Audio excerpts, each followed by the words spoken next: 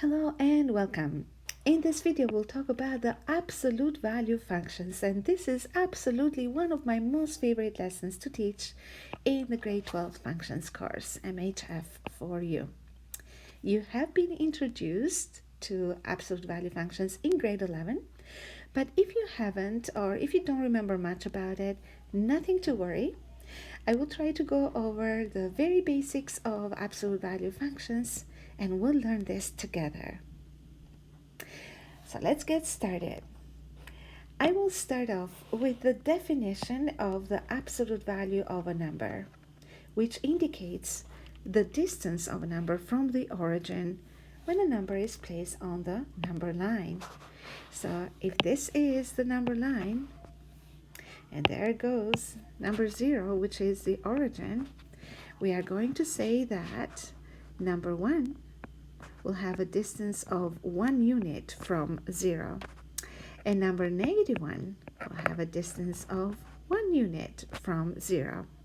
So we're going to say that the absolute value, which is indicated by two vertical lines, of -1 is 1, because the distance of -1 from origin is 1.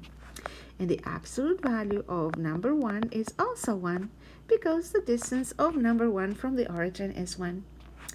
If we add the number -3, we're going to say that the distance of -3 from the origin will be 3 units. So the absolute value of -3 is 3. And so, well, the distance of number 3 from the origin be 3 units. So we'll say absolute value of 3 is 3. You can think, or you can look at absolute value numbers or absolute value kind of brackets, or these two vertical lines, as two magic lines or a symbol that turns every negative into a positive and obviously leaves positives positive. In more particular, we're going to say that absolute value of 0 is 0, which is neither a positive nor a negative number. Now we're going to take a look at how to evaluate absolute value numbers. It's easier to understand how to evaluate them if we look at absolute value notation the same way we look at brackets. So we have to simplify inside the absolute value first, or remove the absolute value, just like we removed brackets and we simplified expressions, and then operate with them. So multiply, divide, whatever we're asked to do. If we have more than one set of absolute value, then we have to work with the inside absolute values and then remove the outsides after. So the first example, we have a multiplication, an example of multiplication of 3 by absolute value of -7. So we need to remove the absolute value of -7, which means we have to substitute absolute value -7 by whatever it equals. So absolute value -7 is 7, so 3 times 7, 21, done. In the next example, we have this minus, so that's a minus in front of the absolute value. And then we have some operations inside the absolute values to do first, so we must simplify. So 3 minus 5, that's -2. We have not removed the absolute value yet. Now, once you have simplified the expression inside the absolute value, then you remove the notation. So then we have this minus here. I'm going to make this pink. So this minus here. And the absolute value of -2 is +2. See, no more absolute value. And minus plus 2 equals -2, and that must be the answer. Now, in the next example, as you see, example C, we have more than one set of absolute values. So I am going to go from outside. So we have these outside absolute values. And then we have these inside absolute values, right? So two sets of them. So what I'm going to do is I will work with the inside absolute values, which are the green ones. So we got here absolute value of 7 minus 2 is same as absolute value of 5. And then you have minus an absolute value of 8. You can actually simplify right here. So, but I'm going to leave it as is to have the same format, sort of to speak. And next thing we want to do is we still have the pink absolute value, the outside. Absolute value of 5, which is simply positive 5. And then minus absolute value of 8, which is positive 8. So 5 minus 8. And we still cannot remove the absolute value, the pink one, the outside ones. So we're going to say that that would be the absolute value of 5 minus 8, which is negative 3. So absolute value of negative 3 is positive 3. And here we go. That's the answer. In general, we are going to say that for any real number x, if the number x is bigger than or equal to 0, then the absolute value of x will equal x. If it is less than 0, absolute value of x is negative x.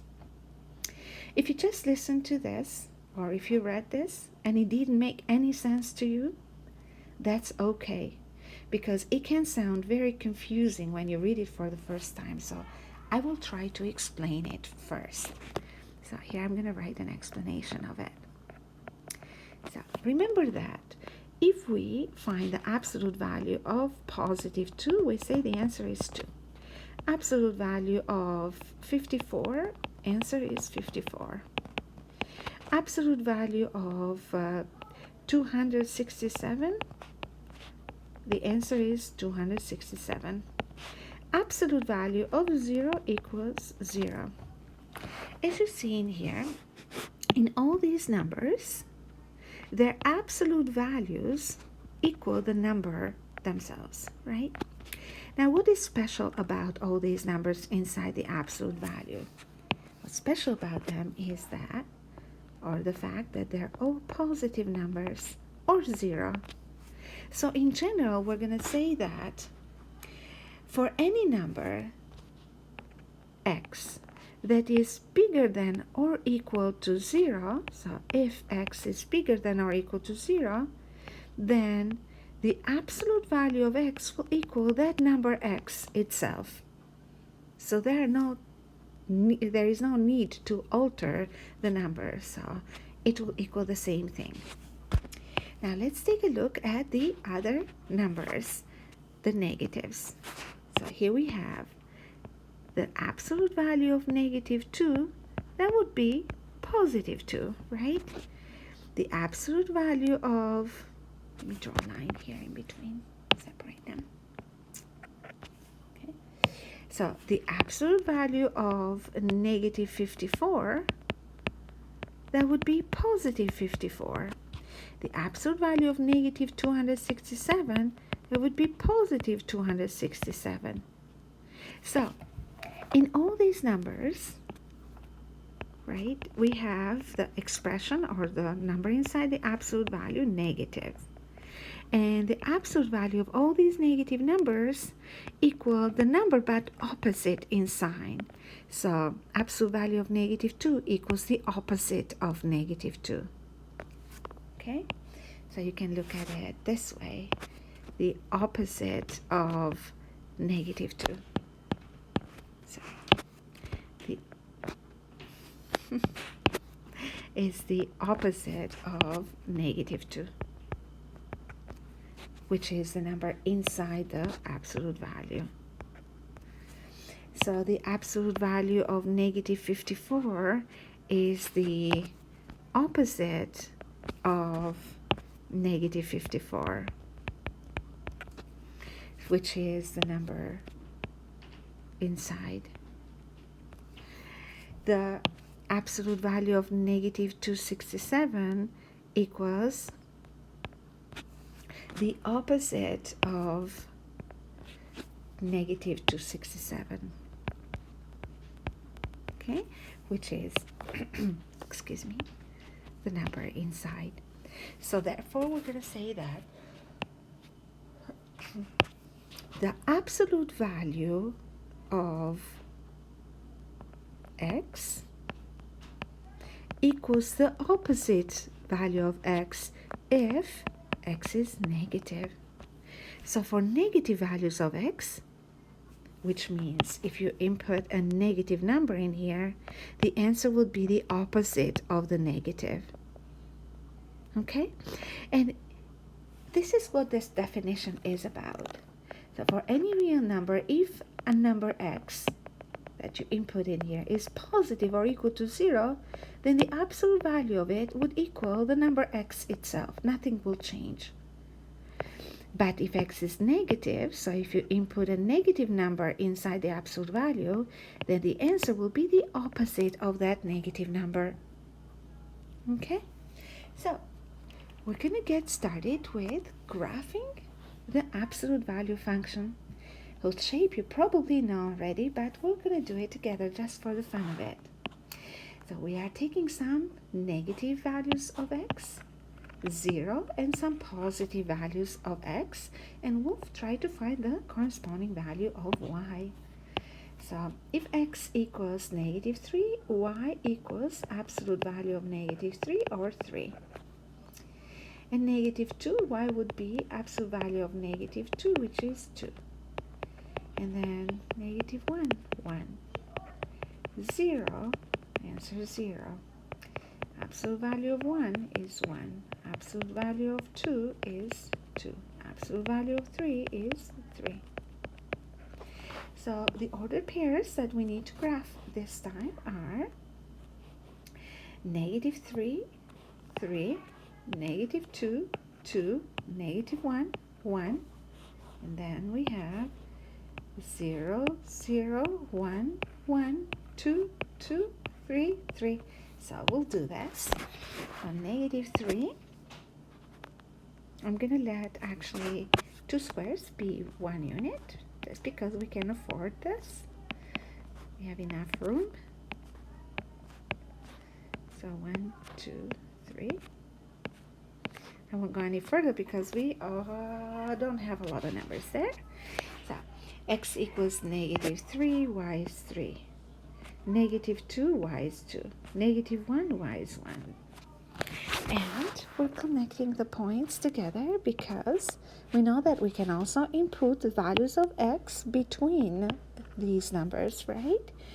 So here go all the points connected. Now we're going to do the same thing this time on the positive values of x. So we have x is 0, y is 0, x1, y1, x2, y2, x3, y3, connect. And arrows at the end. So we're going to say, hey, here we go. We got the graph. It's a V-shaped graph. And the next thing that we want to do is label it. Always label the graph by their equations, okay? And there is one, if we were to describe it visually, then you'd say that it's a V shape and it has a corner right here, or a cusp we call it. But we'll talk about it in the later lessons in the course. Now, another way of looking at the graph of absolute value function y equals absolute value of x is this. Remember that, first of all, this is a graph of the parent absolute value function. So this is where all the story about absolute value functions start from. And this will be transformed actually in many ways, in various ways. And we're also going to learn how to add together absolute value functions as well. So we cannot draw a table of values for every single function that will be given out there. So we need to find a more sort of prudent way of graphing them. So it all starts with the definition of, or the concept of, absolute value of x being x when x is positive and negative x when x is negative. And I'm going to write this down here. If you have a function y equals absolute value of x, then this function will equal y equals x I'm going to do this better. I'm going to say that if x is bigger than or equal to 0, then the function will become y equals x. And then if x is less than 0, then the function will be y equals negative x. That's because the absolute value of x equals x in here, and absolute value of x will be negative x in here. Okay? That's the reason why. So we're going to try to graph this function, and I will try to do it here somewhere. Maybe put this one in here.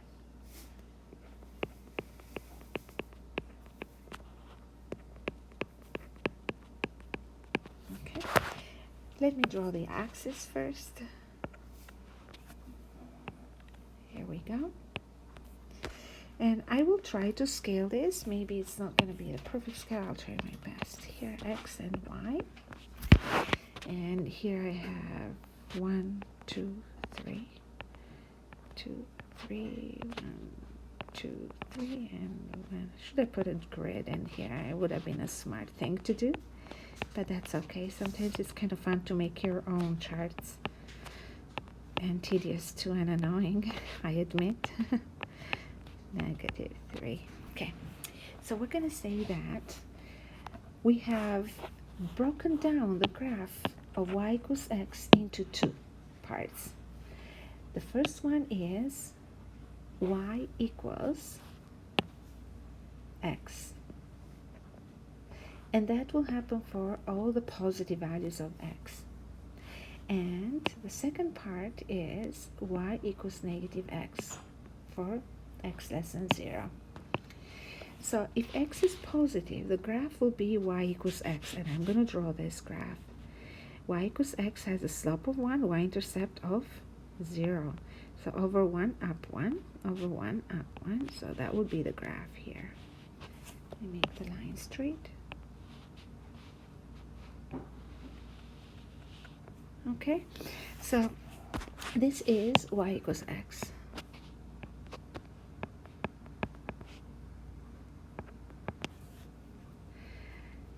And y equals negative x will be the graph with y-intercept of 0, and the slope is -1, so down 1, to the right 1, to the right 1, down 1. So that's all where all the points will go.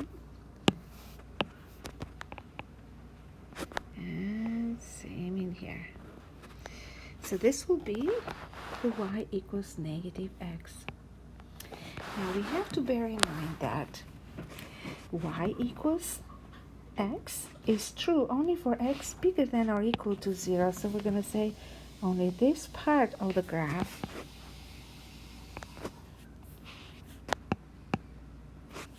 I have to y equals negative x here. So for x bigger than or equal to 0, right here, we only accept y equals x. So this is x bigger than or equal to 0. The only graph we want in here is the graph y equals x. So we're going to say that this would be the part of the graph that we'll accept from this section, from the first part of the equation. Now, if x is negative, so this one here will become useless because it's not true, right? So y will be x only if x is positive. That's why we only take this part. That's where x values are positive. So this one here will become redundant then. So I'll erase it. Now, for y values less than, for x values less than 0, so for negative values of x, the graph is y equals negative x, which is this one here. So we're going to say that only for these x values, we're going to highlight the graph y equals negative x. So only for this part. So make it straight. Okay, so that means that the other part here becomes also, redundant. And there goes the graph of absolute value. The same graph that you see when we draw the table of values. Again, it's better to follow this method because it will help us figure out how to graph more complicated absolute value functions. But for now, we're going to take a look at some basic examples first. So y equals x minus 4, absolute value of it. We can look at it as the function y equals x in absolute value that has been horizontally translated 4 to the right. So 4 to the right means that at 4 we're going to have that corner, and then we have to draw y equals x at that point, at this point.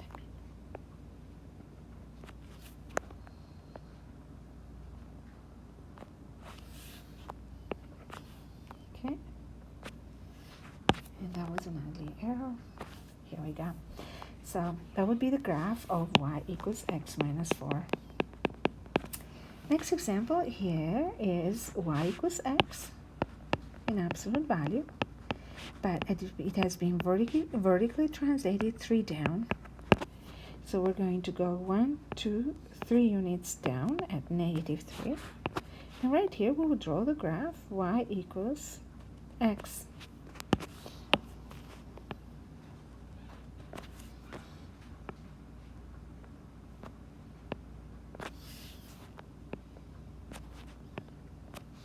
Okay, so there goes the graph of y equals absolute value of x minus 3. Now in the next example, we have absolute value of y equals x. This is a cool example, actually. And we're going to have to to graph this function by using this method that we were talking about before. So we have the equation of an absolute value function, absolute value of y equals x. Now, we're not used to seeing the absolute value around y, usually around x. So we don't know what this is going to look like. If we follow the definition of an absolute value, then we're going to say that this equation can be broken down into 2 equations. We're going to say if y is a positive or equal to 0 number, then the absolute value of y would equal y itself. Okay, we're just following the definition of the absolute value. And we cannot graph a function without taking the absolute value down first. Okay, so therefore, the equation will be y equals x. So y equals x for positive values of y. So what I'm going to do here again is highlight this, y equals x for positive values of y. And I am going to draw the graph y equals x first. Y equals x has the y-intercept 0. And it has a slope of 1, so we go straight ahead.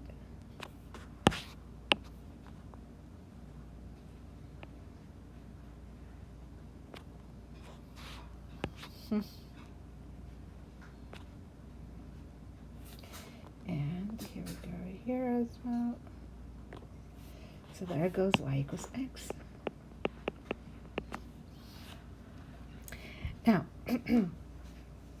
the graph of y equals x is true only for y values that are positive. Here's y positive.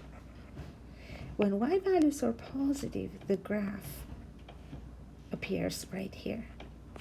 when y values are negative, the graph appears here. So this graph in here has all the y values positive. Think about it this way.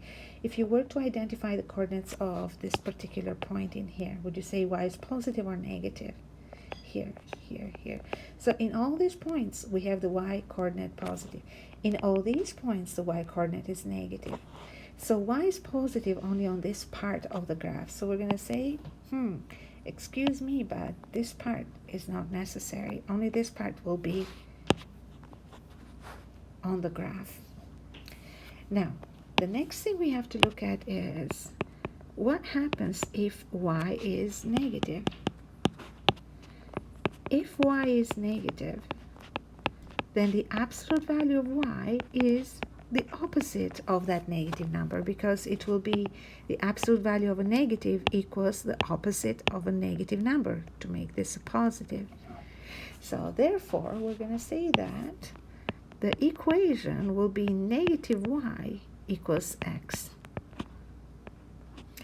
And in a better form, we're going to write this as y equals negative x. So we'll say again that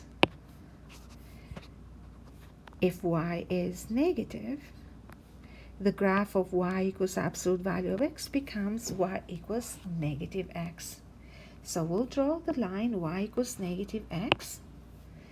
Remember that that will be the line that has the y-intercept 0, and you have to go over 1, down 1, over 1, down 1, over 1, down 1. The same thing to the left 1, up 1, left 1, up 1. So this would be the graph of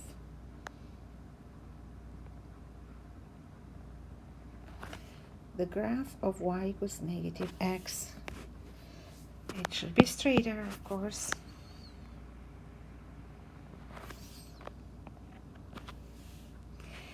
And we're going to say that, wait a second. Yes, it is true that this is y equals negative x.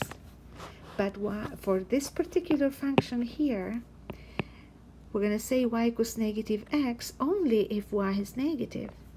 So look at all these points in here. Is the y positive or negative? Say, well, y is positive here. So for these values of y, we don't have a graph that looks like this. Where do y values become negative? Down here. So we're going to say, oh, for these values of y, this graph is true. So I'm going to say goodbye, this part of the graph. And we're only going to keep the bottom part. And again, ladies and gentlemen, I introduce you to the graph of absolute value of y equals x. It looks like a V shape, but is changed like in direction. Would you say this is a function? Well, let's check with a vertical line test. So I'm going to make it red. And you'll see I draw one vertical line. I hit 2 points. Done. This is not a function, it's a relation. Okay? So that was the absolute value lesson. And please follow up with your homework. And this is it for today, and I hope this made sense, and I hope you enjoyed it. Thank you so much for listening to my very long lessons.